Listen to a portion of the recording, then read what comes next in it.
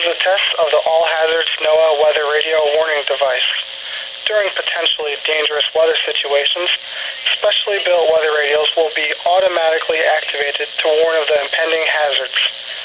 Tests of these radios and the warning system will be conducted by the National Weather Service every Wednesday between 11 a.m. and noon.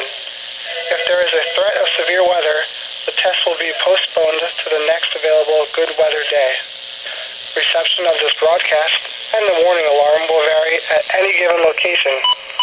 This variability, normally more noticeable at greater distances from the transmitter, will occur even though you are using a good quality receiver in perfect working order. To provide the most consistent warning service possible, the warning alarm will be activated only for warnings and selected watches affecting the listening area.